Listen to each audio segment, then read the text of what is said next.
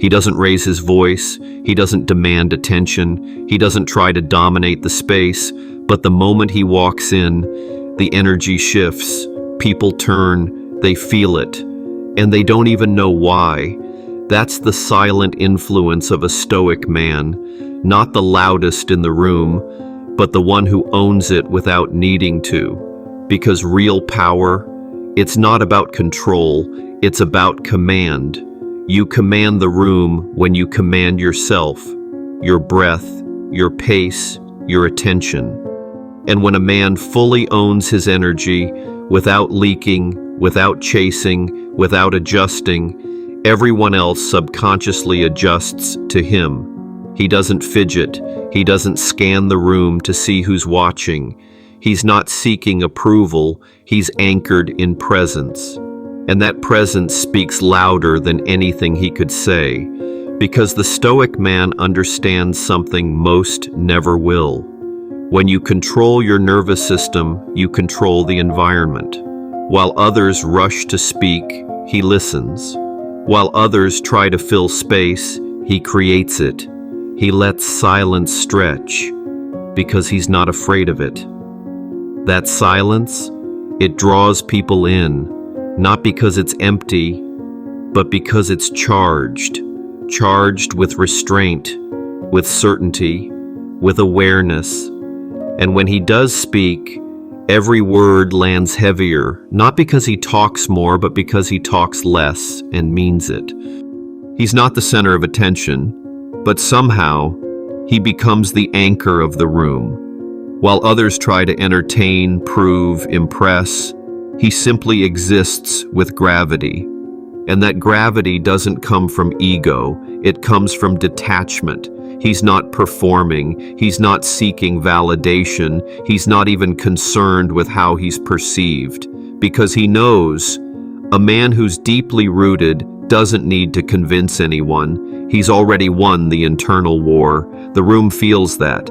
People lower their voice when they talk to him. They choose their words more carefully. They respect the space he takes up, because it's not loud, but it's undeniable. That's what Stoic energy does. It doesn't overpower others. It makes them pause. Subscribe now if you value self-mastery. This channel isn't for everyone, only for men ready to level up. He doesn't react to energy. He regulates it. A joke that falls flat. He doesn't force a laugh, a subtle insult. He doesn't flinch. A moment of silence. He lets it breathe. That restraint, it makes people uncomfortable in the best way, because it forces them to meet him where he is, not the other way around. You see, the Stoic man isn't just unaffected, he's observing. He's reading the room without trying to be read. And when you can feel everything without reacting to anything, you become the rarest presence in the space. Women feel safer around you. Men feel more respectful around you. And no one quite knows why. They just adjust when you're near, not because you told them to, but because your energy made it necessary. He's not in a rush to be understood. He's not afraid of being misunderstood. Because he's not playing the short game of impression, he's living the long game of impact. And impact doesn't come from noise, it comes from alignment. When your posture, your voice, your breath, and your gaze all say the same thing, I don't need control to have influence, you become magnetic. The kind of presence that makes people adjust their tone, straighten their spine, watch their words, because they feel it. This isn't just another man trying to be important. This is a man who already knows he is. And that inner knowing, it radiates. It replaces the need for approval, and it puts you in charge without ever saying you are.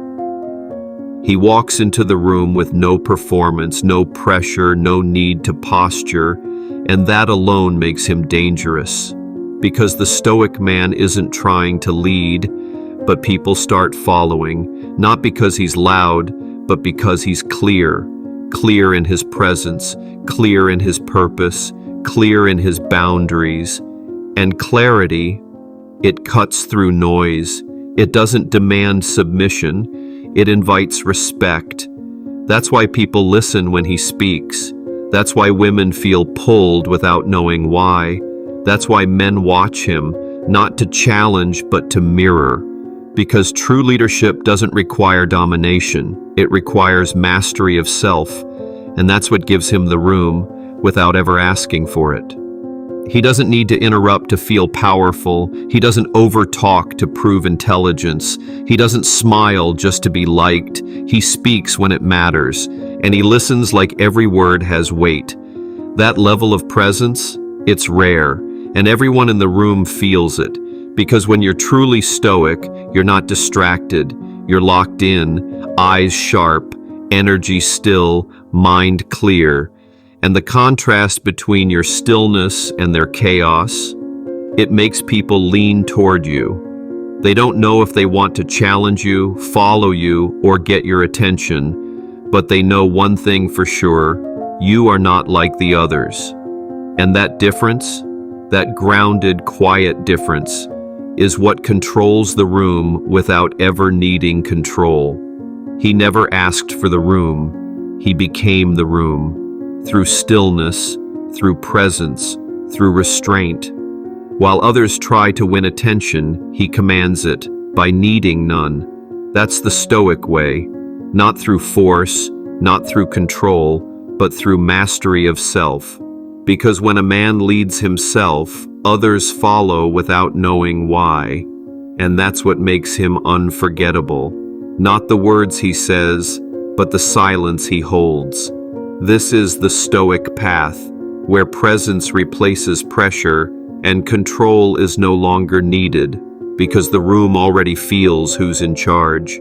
Subscribe, stay silent, and let them feel your power without ever raising your voice. If you know a man who needs this, don't keep it to yourself. Share it. Real ones look out for each other.